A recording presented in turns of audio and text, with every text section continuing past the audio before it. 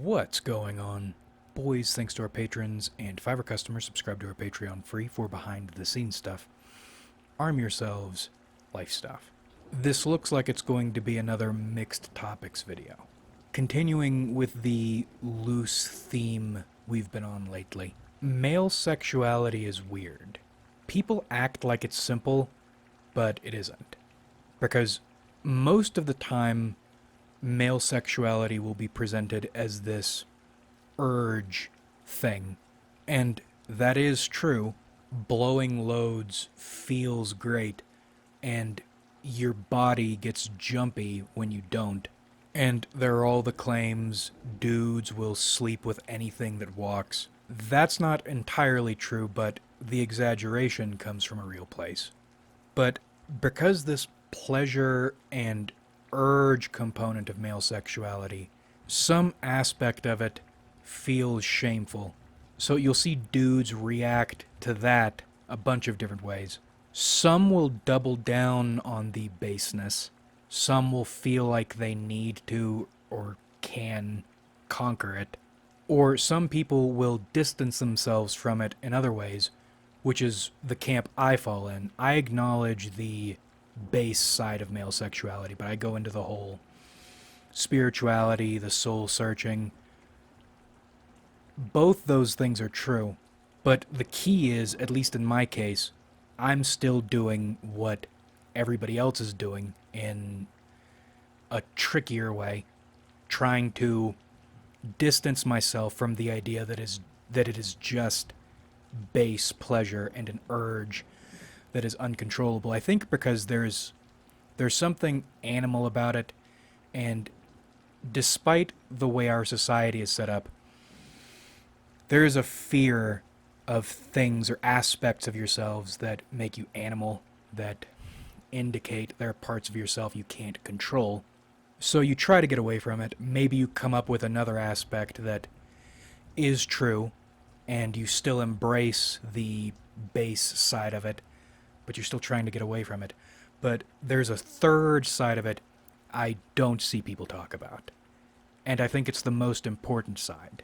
As a dude, when you are not coming with even the concept of connection with a woman or a man, if you swing that way, it's like this tar starts building up on your soul. It's functionally similar to depression. It's not exactly the same thing, but it makes you less able to feel like anything in your life is okay or worthwhile. That any of your goals matter. That anything you've accomplished matters. And it can get to a point it feels physically painful. It's almost like your blood pressure is out of whack. If your blood pressure is way too high, you'll feel negative effects moment to moment, but maybe you won't have any major event happening. But in this state, you are at risk of having a heart attack. That's how it feels when you, as a dude, are having zero sexual contact with another person. And it's weird because this state, the tar, it can build up and it can recede. It'll happen on its own, but you know even when it's receding, you are in the zone. It could come back, or rather it will come back. And a lot of the time you can jerk off and feel fine, deal with your base urge that way with almost no consequences. But then, in those rare moments, you'll get hit with one of these heart attacks, as if there were depression attacks, like low-tier God has visited you.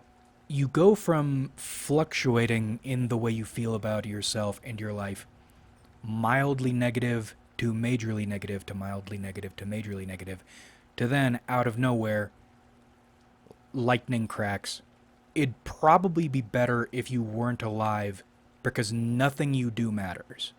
Being alive is as painful to the world you are subjecting to yourself, inflicting yourself on, as it is to you. And you get through these moments, but I cannot stress how physically painful they are. This isn't just a matter of feeling bad or feeling sad or feeling depressed. You feel like you're being stabbed, beaten with hammers, like you're part of a superorganism and your signal receptor, you're getting the signal that you are a defective unit and you need to die now because you are fucking up the entire program. But then you contrast that feeling with coming with any amount of participation from another person.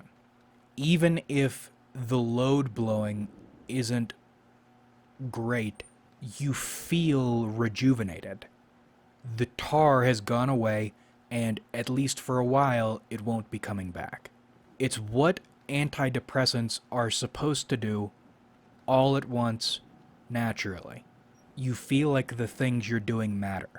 You feel like your accomplishments are actually accomplishments. You feel like it's good you're alive. It's good to be alive.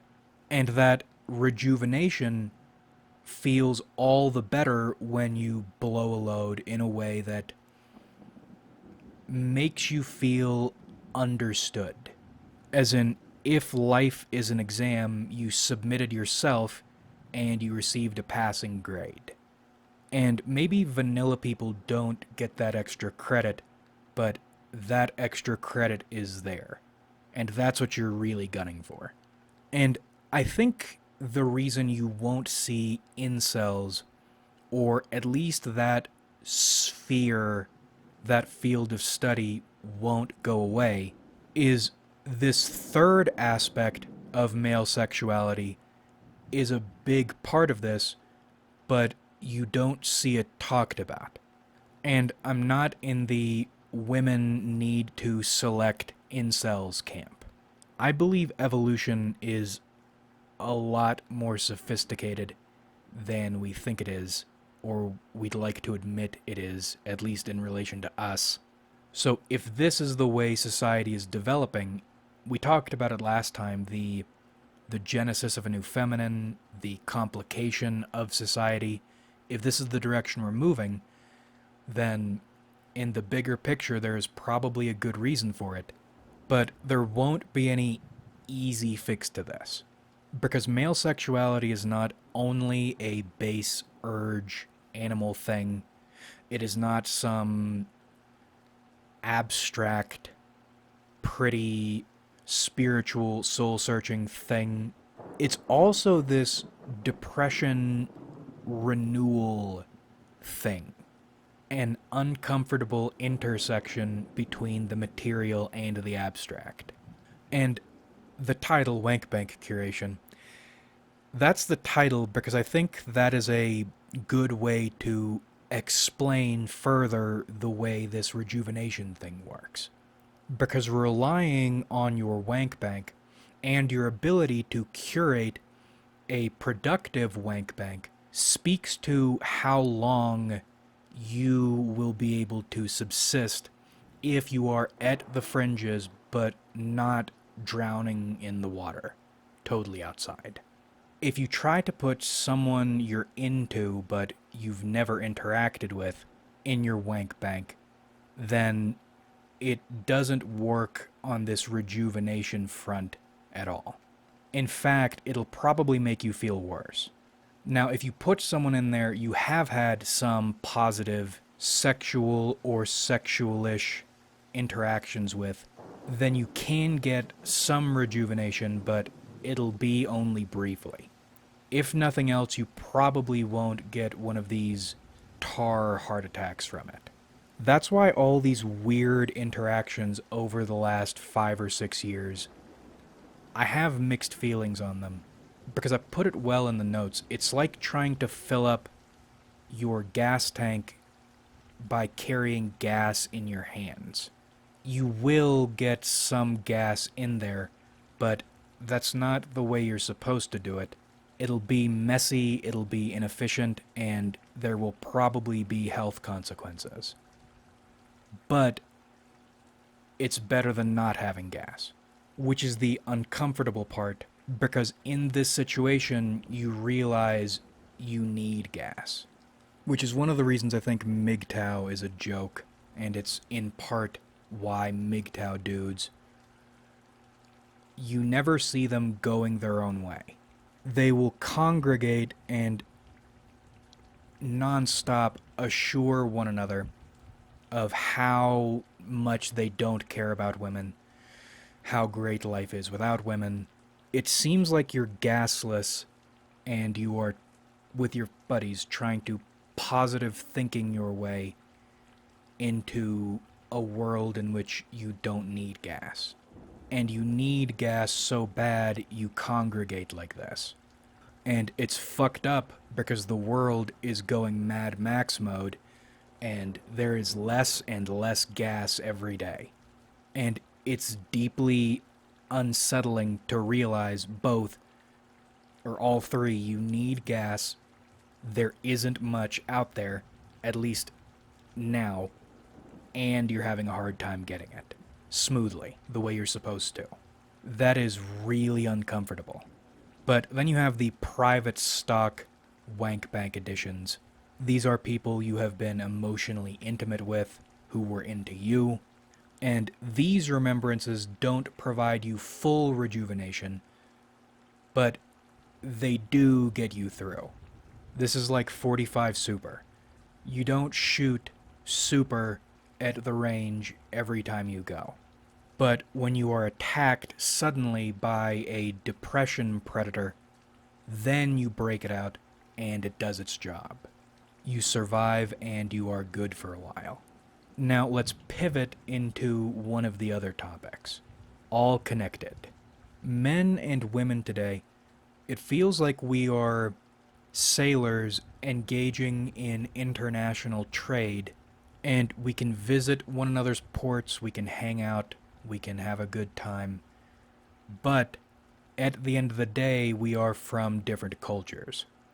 We can enjoy each other's cultures, and we are all sailing on the same seas and engaging in the same trade, but we understand only the culture we are from because we're from it.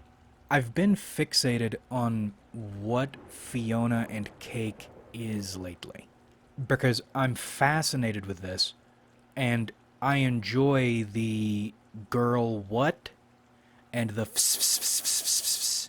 and the your art style is so cute culture.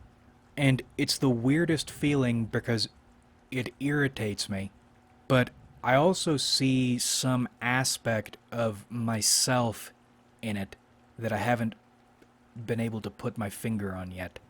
But I recognize, even though I see part of, or some aspect of me in this, and I recognize this is important, I'm not of it. I might feel it in some way, but I don't understand it, and I don't agree with it, and I wouldn't be able to assimilate if I wanted to. This connects back with the city and the gates and the outskirts thing we were talking about a couple videos ago. But another good one I put in the notes. It feels like a two-way windowed zoo situation. Because loosely we are the same age cohort. So we are the same people. And we are reacting, and I think this is a reaction, and I think what dudes are doing, that's a reaction too. We are reacting to the same landscape at present, but we're reacting with different hardware, software, and legacy. Meaning, we are diverging, but we are still technically among one another, and we have this connection, we have to. That's our species, and there aren't other planets we can go to, other places we can go to get away from all of it. And even if you could, would you want to? But all each side can do is look at what the other is doing and try to make sense of it if you care to, get explanations if you care to, or even can in a lot of cases. But even if you do get those explanations, it's still not going to make sense to you because this is how far we have diverged. we are very different, and that's not getting any better. Or maybe it's supposed to be this way, that societal complication thing. But on some level, you still have that fascination. That's why I'm still fascinated by this woman media in spite of everything. And it's also, I imagine, why woman coded women hang around this channel, and especially the male focused videos, which is the weird analytical anomaly, but maybe it shouldn't be so weird. Dudes are getting weird, and that's the other funny, well, that's one of many funny things. The really good looking dudes hitting on really old women, well, not really old women, but you know what I mean, and properly simping for them. Shit's getting wacky in Jonathan Dickhard land because access to temporary life affirmation is becoming limited. And also, the exceedingly few alternative sources of life affirmation, like violence, like conquest, those are shamed relentlessly. They are frowned upon, they are restricted in almost all cases. And even if you do decide you want to break the rules and engage with them, it's it's become like esotericism. The male method of affirming one's own life via aggression in whatever form, it's this suppressed, guarded secret. And, oh, it's so weird. Because there are people who know how to do these things, but they're almost never the people you would expect to know how to do them. And they hide it and they don't tell you. Maybe because because it is so frowned upon. I don't know. It's strange, but most dudes are not going to go that route because of how dangerous it is. Now, you can always give up your pride and find a place, I guess, as someone's whipping boy. And we've evolved far enough. There are plenty of dudes who are willing to do that and will have no problem with it. But we have not evolved to the point every dude will or even can. And when you think of it like an apocalypse, like a Mad Max situation, all these grifters and all these make yourself feel better cults make a lot more sense, because how do you deal with a problem you can't do anything about? You pray in so many words, in so many forms. And you hear this and you think there's no way sex is that big of a deal. It is. It 100% is. And that's an uncomfortable and embarrassing truth, because it means you are a weak, dependent animal. And it seems like that is not the way it works with women. And I'm speaking as a merchant marine foreign sailor here. I can look at what's happening and try to make sense of it in a way I'll understand, but I don't understand it the way you understand it. Sex is important for women too, but there doesn't seem to be this rejuvenation factor or this life affirmation factor. And if it is there, then it's not temporary in the way it is for men. It seems like sex for women is more like a fun tool and in some cases a method of self-expression. Women's analog for what men deal with, or yeah, it's similar thing. With men, it is bolted onto their sexuality. For women, it looks like their life affirmation shit comes from relevance, whether or not they are relevant. And that doesn't necessarily have to do with their sexuality. I deal with a lot of women professionally.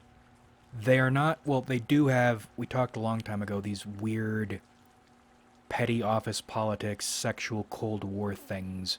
But in my experience, women are defined by competitiveness and communality. You see the trope of the young attractive woman who shows up and she's bullied because she's persecuted because she's so attractive. God save her. But you could have a group of extraordinarily attractive women, but if there's one in their group who is not so attractive, but she has some great talent that gets everyone's attention and takes all the attention off these other women, these attractive women, all the attention goes on to this middlingly attractive woman who has some really cool shit going on. That's a problem. That is a Thanos threat. That is life and death. Right, and this is another thing. They don't always dick measure the way dudes do. Dudes are very competitive, but a dude, it's called a dick measuring contest because if a dude displays dominance in one area, immediately other dudes will want to compete with them in that area. Or if they go the undermining route, they will try to undermine that area. Whereas with women, let's say that middlingly attractive one is really good at playing ukulele.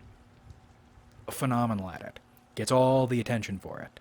The other women will compete not at that thing, because for dudes, it's that thing that matters. With women, it's not that thing, it is everyone's reaction to a thing. So they'll come with a bunch of other shit, and when they go into undermine mode, it's not trying to make the person worse at whatever it is they have going for them. They try to downplay how much of a reaction that thing should be getting versus whatever thing they have is. Sneaky, petty, catty shit. And if you don't give them enough attention for something they feel they deserve attention for, you are the biggest villain. But they'll never have the humility to ask you for attention. They will expect you to know that this fucking retarded thing is the thing that they want attention for.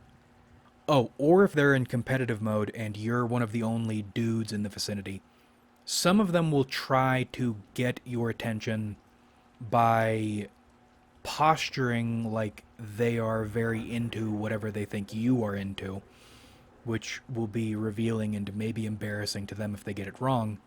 But my point is, it's never about the thing, it's about the attention. Attention by any means.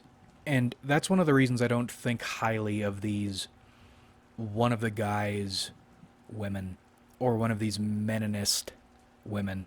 That's an indication to me she couldn't get gas in a gas-rich environment. Her form of gasoline, anyway. And there's probably something fucked up there you don't see yet, but she will spring on you. And you should also be suspicious of the inverse. Anyway, I think women can get their gasoline fine the way they are presently doing things. Competing with one another in social, soft power, non-violent dominance hierarchies, which is another thing. Women can collect gasoline from one another. Dudes, much harder time, unless you're gay, collecting gasoline from one another. And then otherwise they can extract from orbiting dudes, and they can use more valuable dudes as the equivalent of monopoly money. And that's also why women who find themselves unable to get gasoline for whatever reason have big problems. Or when a woman who's accustomed to being able to get gasoline easily, or even easier, suddenly can't, that is a tremendous problem. And it's always somebody else's fault. It's usually some other woman. And you'll get blamed for whatever is wrong with them. And now you have this death rival you didn't even know about, and probably wouldn't be able to know about, because in a lot of cases you aren't even succeeding any higher than you normally would. It is all a matter of this bitch's fall off and needing somebody to blame because it can't be her fault. overall, I am fascinated to see how this all develops. Will women get more efficient with their gasoline? Or are there components of women's gasoline I am completely missing or misunderstanding? Will dudes continue to evolve or devolve to the point they can do inefficient gasoline efficiently? Or will the landscape change and the typical modes of gasoline will come back? Or will men figure out how to recover their woman independent gasoline the way women seem mostly to have built their man independent gasoline? I don't know, but I am enjoying observing and participating. Like if you enjoyed, subscribe if you haven't.